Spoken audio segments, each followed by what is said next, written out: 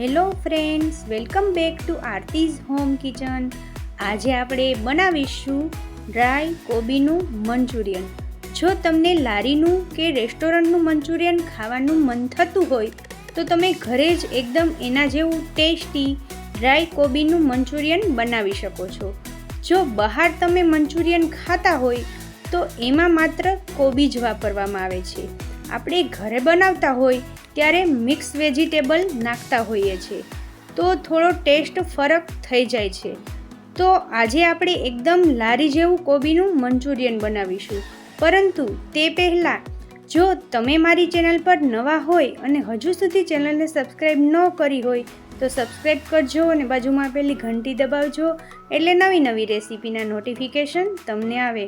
અને વિડીયો પસંદ આવે તો એક લાઈક આપી ફ્રેન્ડ્સ ફેમિલી સાથે શેર પણ કરજો. તો ચાલો રેસીપી શરૂ કરીએ. એના માટે મેં અહીંયા 2 કપ ઝીણી ચોપ કરેલી કોબી લઈ લીધી છે. મેં આ કોબીને ખમણી લીધી છે. આ કોબી અને ગાજરમાંથી મેં દબાવી પ્રેસ કરી અને પાણી છે એ કાઢી લીધું છે. જેટલું નીકળે એટલું પાણી આપણે કાઢી લેવાનું. હવે મેં અહીંયા 1 કપ ઝીણા ચોપ કરેલા ગાજર લીધા છે. તમે આ ગાજર કે કોબીને ચોપરમાં કે મિક્સર જારમાં પણ ચોપ કરી શકો છો. મેં અહીંયા ખમણીમાં જ ખમણીને લઈ લીધું છે. હવે આપણે 2 થી 3 ડુંગળીને મેં ઝીણી ચોપ કરેલી છે એને આપણે અડધી નાખી દઈશું અને અડધી આપણે મંચુરિયનની ગ્રેવી બનાવવા માટે રાખી દઈશું. હવે આપણે આમાં ઝીણા ચોપ કરેલા લીલા મરચાં એડ કરીશું.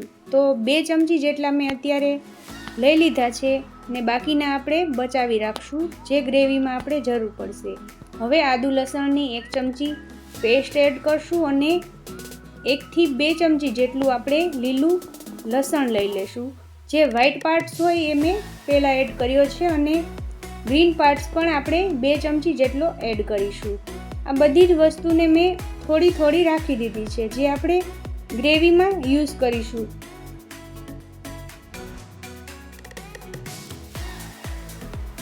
તો અહીંયા મેં આટલા વેજીટેબલ મંચુરિયન માટે લઈ લીધા છે. હવે આપણે આમાં મસાલા એડ કરીશું. તો 1.5 ટીસ્પૂન જેટલું મેં અહીંયા કશ્મીરી લાલ મરચું લઈ લીધું છે. 1 ટીસ્પૂન રેગ્યુલર મરચું આપણે એડ કરીશું. તીખાશ તમે તમારા પ્રમાણે રાખી શકો છો. બાળકો પણ ખાતા હોય એટલા માટે આપણે એ પ્રમાણે તીખાશ રાખવાની. હવે સ્વાદ અનુસાર નમક લઈ લેશું. 1 નાની ચમચી મરી પાવડર એડ કરીશું. 1 નાની ચમચી ગરમ મસાલો એડ કરીશું.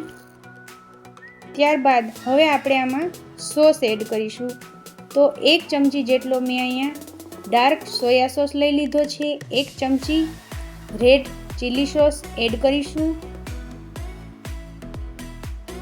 ને 1 થી 2 ટીસ્પૂન જેટલો આપણે અહીંયા ટમેટો કેચઅપ લઈ લઈશું અને બધી જ વસ્તુને બરાબર મિક્સ કરી લઈશું.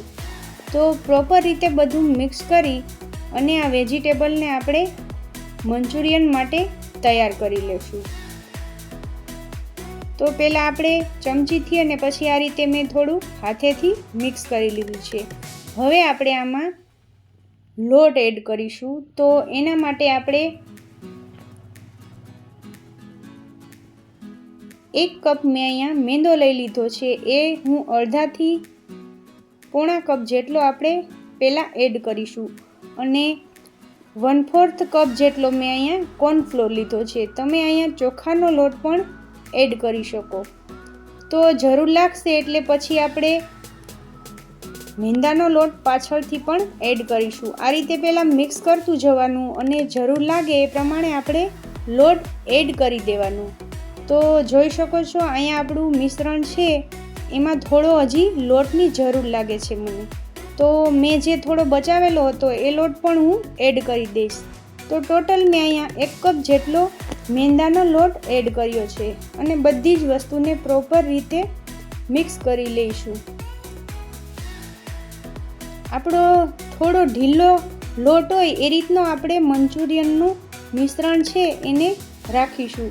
તમે જોઈ શકો છો આપણે જે રીતનો થોડો ઢીલો લોટ બાંધ્યો હોય એ રીતનો લોટ આપણો બંધાઈ ગયો છે અને આ રીતે થોડી મીડિયમ સાઇઝના બોલ આપણે વાળી લઈશું.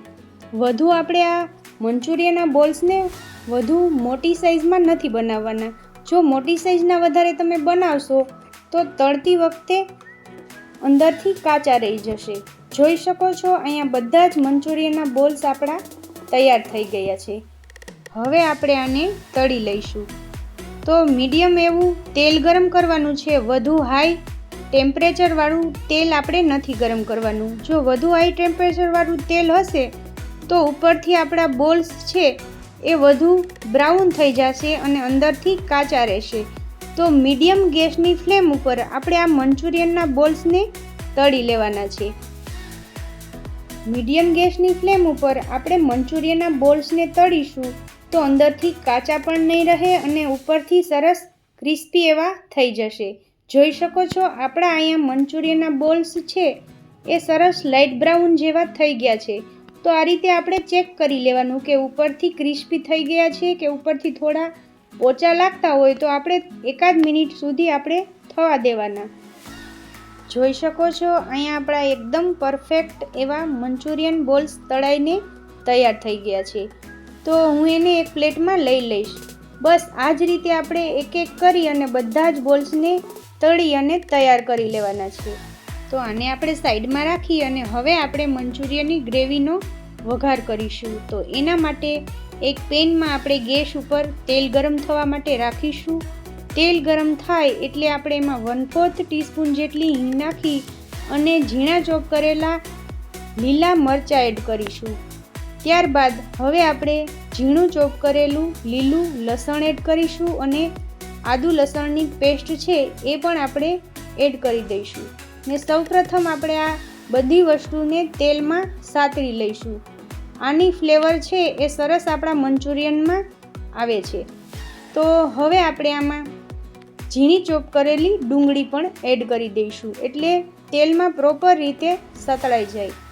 તો મીડિયમ ગેસની ફ્લેમ ઉપર આપણે આ બધી જ વસ્તુને થોડી સાતળી લઈશું એટલે કાચી પણ ન રહે. ત્યારબાદ હવે આપણે લીલા લસણનો જે ગ્રીન પાર્ટ્સ છે એ પણ આપણે થોડો એડ કરીશું.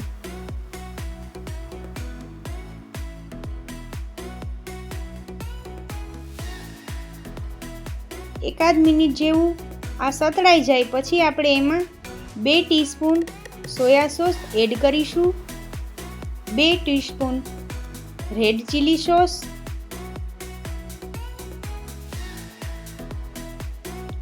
2 ટીસ્પૂન ટમેટો કેચઅપ એડ કરીશું. તમે ટમેટો કેચઅપ થોડો વધુ પણ એડ કરી શકો છો. અત્યારે પહેલાં આપણે 2 ચમચી જેટલો એડ કરી દઈશું. પછી તમે એનો ટેસ્ટ ચેક કરી અને વધુ પણ એડ કરી શકો છો. પ્રોપર રીતે બધું મિક્સ કરી અને હવે આપણે આમાં વિનેગર અથવા તો અડધાથી થોડો ઓછો લીંબુનો રસ એડ કરીશું. તમે આની જગ્યાએ વિનેગર પણ લઈ શકો. બધી જ વસ્તુને એકવાર મિક્સ કરી અને વેજીટેબલમાંથી જે આપણે પાણી કાઢેલું છે એ હવે આપણે આમાં એડ કરી દઈશું. એ પાણી આપણે ફેંકી નથી દેવાનું, આ રીતે યુઝ કરી લેવાનું છે. તો અહીંયા મેં વેજીટેબલનું જે પાણી નીકળેલું હતું એ અહીંયા મેં બધું જ એડ કરી દીધું છે. હજુ આપણે આમાં અડધોથી પોણો કપ જેટલું પાણી એડ કરીશું. તો એના માટે મેં અહીંયા એક વાટકીમાં 1/4 કપ જેટલું પાણી લઈ લીધું છે અને એમાં આપણે ગ્રેવીમાં થિકનેસ લાવવા માટે કોર્નફ્લોર એડ કરી સારી રીતે મિક્સ કરી અને આપણી ગ્રેવીમાં એડ કરી દઈશું. એટલે આપણી ગ્રેવી છે એ સરસ ઘટ થઈ જશે.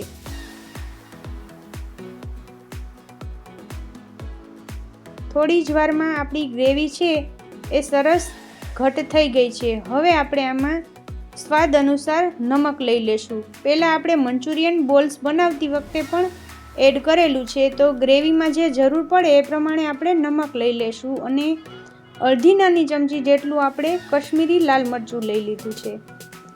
તો આપણે ડ્રાય કોબીનું મંચુરિયન બનાવીએ છીએ તો અહીંયા મેં ગ્રેવીની થિકનેસ છે એ આ રીતની રાખેલી છે. જો મંચુરિયન ગ્રેવીવાળું બનાવતા હોય તમે તો તેનું આપણી ગ્રેવીનું થિકનેસ છે એ થોડું પતલું રાખવાનું એટલે થોડો રસો છે એ થોડો વધારે રહે.